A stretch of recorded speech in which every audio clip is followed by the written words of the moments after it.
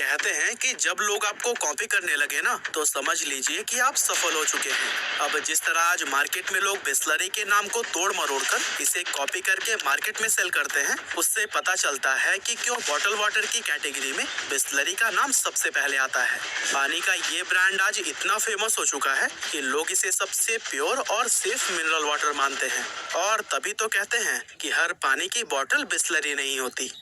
अबे चंपकलाल, हर पानी की बोतल बिस्लरी ना होवे। समझदार बिस्लरी पीते हैं।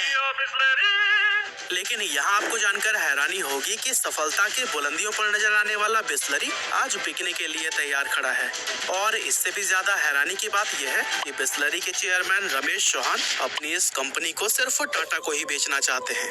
अब ऐसा क्यों, सब कुछ जानेंगे हम आज की इस वीडियो में।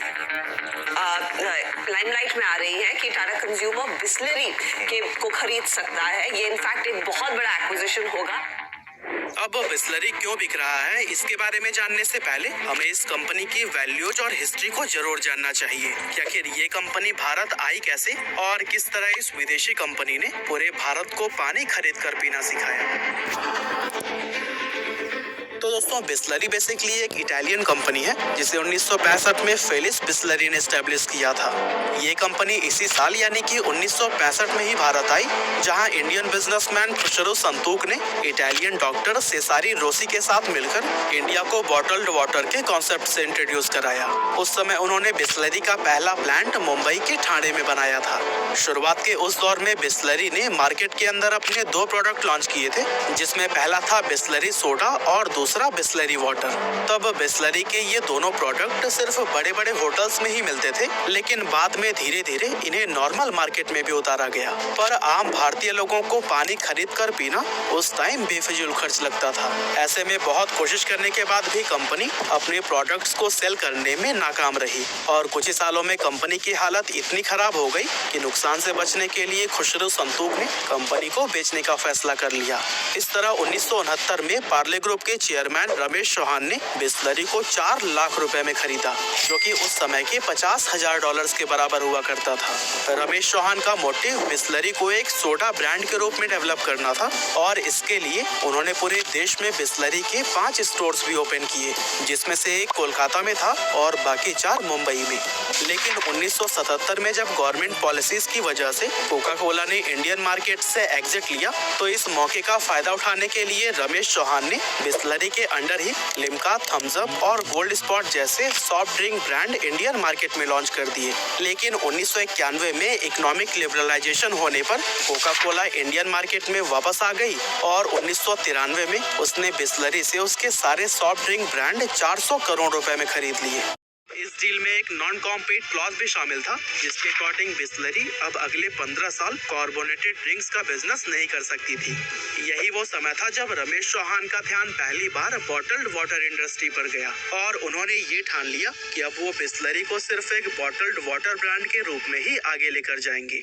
इसके बाद से रमेश चौहान ने बिस्लरी का प्रमोशन कुछ ऐसा किया कि लोग इसे मार्केट में मिलने वाले सबसे प्योर एंड सेफ पानी के रूप में देखने लगे। हालांकि शुरुआती दिनों में उन्हें अपने इस ब्रांड को लोगों तक पहुंचाने और इसके ट्रांसपोर्टेशन में काफी मुश्किलों का सामना करना पड़ा, क्योंकि पानी की कीमत तो कम थी लेकिन वजन ज्यादा था। इसीलिए कोई भी ट्रांसपोर्टेशन कंपनी बिस्लरी के ट्रांसपोर्टेशन के लिए आसानी से एग्री नहीं होती थी। लेकिन रमेश चौहान ने हार नहीं मानी और धीरे धीरे उन्होंने अपना खुद का ट्रांसपोर्टेशन शुरू कर दिया।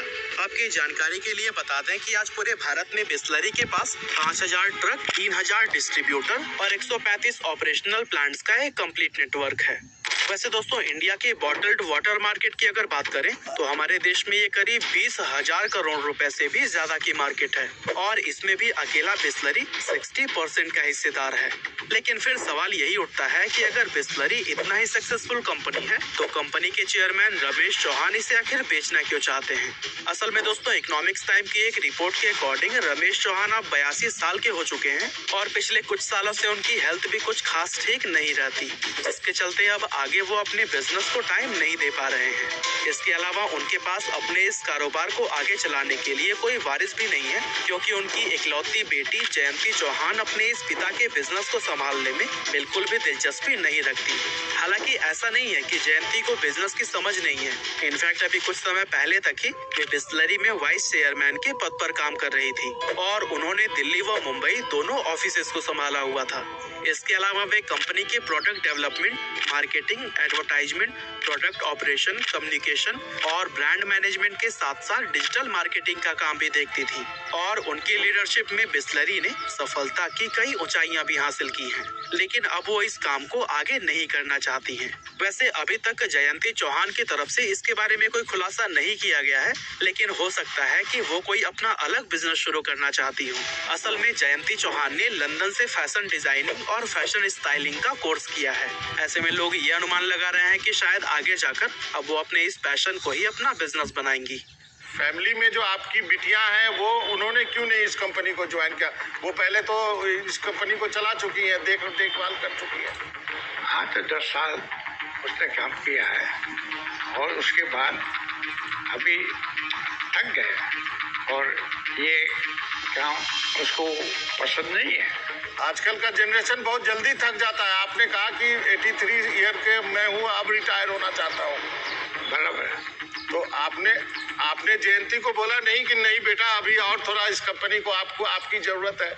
अब दोस्तों, कंपनी को छोड़ने के उनके अपने पर्सनल रीजन हो सकते हैं। ऐसे में उनके इस फैसले की वजह से हमें उनकी काबिलियत पर सवाल नहीं उठाना चाहिए, क्योंकि जो लड़की बिस्लरी जैसे बड़े ब्रांड को संभाल सकती है वो अपना खुद का बड़ा बिजनेस भी तो खड़ा कर सकती है।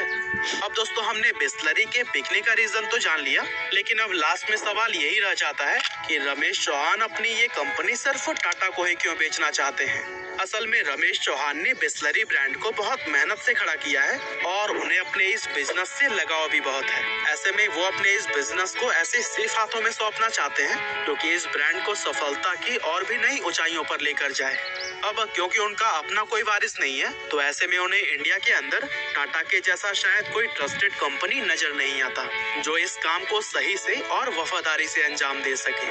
वैसे दोस्तों, आपको बता दें कि टाटा और बिस्लरी की ये डील 6 से 7 हजार करोड़ रुपए के बीच में होने की उम्मीद की जा रही है, जहां टाटा ग्रुप की Tata consumer products limited Bisleri को खरीदने जा रही है। वैसे कुछ सोर्सेस की माने तो रिलायंस रिटेल, नेस्ले और डेनन जैसी फेमस कंपनीज भी पहले बिस्लरी को खरीदने का ऑफर दे चुकी हैं, लेकिन रमेश चौहान ने इन सभी डील्स को एक्सेप्ट नहीं किया। खैर, जो भी हो, लेकिन ये बात तो तय है कि अगर टाटा ग्रुप बिस्लरी को खरीद लेती है तो इस डील के बाद से टाटा बॉटल्ड वाटर इंडस्ट्री में भी सबसे बड़ा प्लेयर बन जाएगा।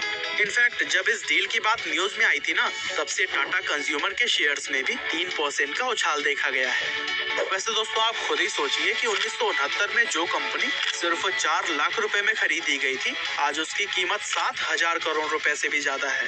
नो डाउट बिस्लरी की इस सक्सेस का पूरा क्रेडिट रमेश चौहान को ही जाता है और उनकी इस कंपनी को बेचने के पीछे चाहे जो भी वजह हो, लेकिन इंडिया में बॉटल्ड वाटर इंडस्ट्री को लाने के लिए उनको हमेशा याद किया जाएगा।